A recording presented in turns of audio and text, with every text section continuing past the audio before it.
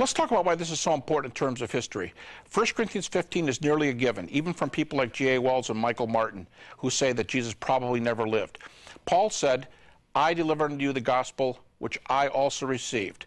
Christ died for our sins, was buried, rose again the third day. Now, why is this so important? Let's see what this looks like on a timeline.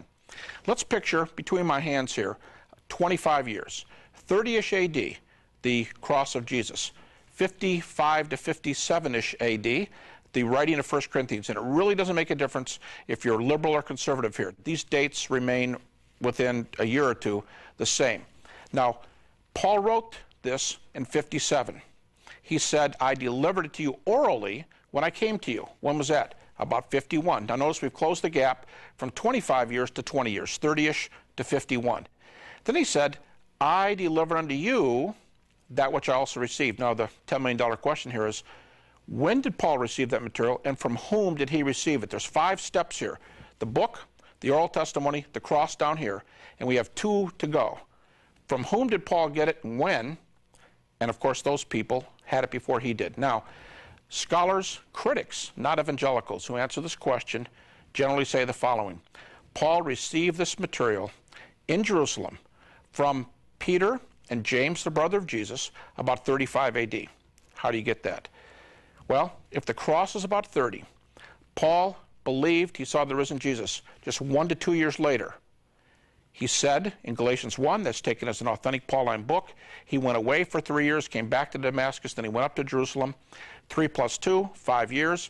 If he was saved 1 year afterwards, it's 1 plus 3, 4 years afterwards. But 35 is a nice round figure. So you've got the cross about 30, the book written about 57, oral testimony about 51. He said he came to Jerusalem in 35, and he said, I spent time, 15 days, with Peter and with James, the brother of Jesus. Now, there's a Greek word there. In English, it says he got acquainted with Peter, or he saw Peter, or he questioned Peter. The Greek word is historeo. The root word is histor, H-I-S-T-O-R, when transliterated to English. And it's the root word for our word history. Histor is used in documents outside the New Testament, Greek papyri of the time, is used of explorers and people who were mapping, say in one case, a river. And when I map this river, what am I going to do? I'm going to show you the twists and the turns. I'm going to show you the rapids, the shallow areas, the place where you can take your boat across, the deep areas, the bends, the rocks, the trees, everything. And that's called histor. One critical, non-evangelical essay, which is sometimes called the most authoritative one on that word in Galatians 1:18, says that Paul played the investigative reporter. Now, if he went up to Jerusalem about 35 A.D., met with Peter and James, the brother of Jesus, played the investigative reporter, there's one other thing to learn. What do they talk about? And you know, the old rule of literary criticism, we interpret a passage in its context. And the passage before and the passage right after says Paul was talking about the nature of the gospel. And you might think this, what else would he more want to talk about than the nature of the gospel? He goes all this distance, he comes to Jerusalem, he meets with the head apostle, he meets with the brother of Jesus. What would your first question be? I think just normally Paul would ask about the gospel, but that is the context. And Paul is saying, tell me about what happened here. Now, in Galatians 2, when he comes back up 14 years later, he says specifically, I came up to check my gospel out, verse 2, Galatians 2:2. I came to see if I was running or had run in vain. So now, Paul is looking for the apostles to, as the passage says later, give him the right hand of fellowship, to say, Paul, you're right on the money.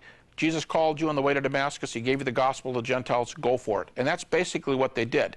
Now, back to the original point there, 1 Corinthians 57, oral preaching 51, cross 30. That's already only 20 years, and that's very early. But Paul got it from somebody else, perhaps Peter and James, 35 A.D. Now, if Peter and James gave it to Paul, they had it before Paul.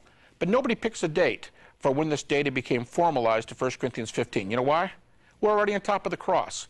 Paul gets it about 5 years later. So what this shows is the resurrection proclamation and the gospel as a whole, which includes at least the deity, the death, and the resurrection of Jesus. Its proclamation is immediate. See, a lot of evangelicals even stumble when they say, yeah, we preached it immediately. We find it in 1 Corinthians and it's 25 years later. Why don't we say Paul received it perhaps 5 years later and somebody had it before he did?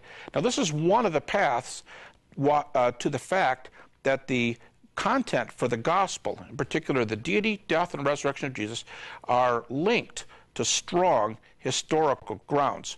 And critics will give you those texts in Galatians 1, Galatians 2, 1 Corinthians 15. Again, this is what I was talking about earlier. These are some of the main indications that we're on strong historical grounds here.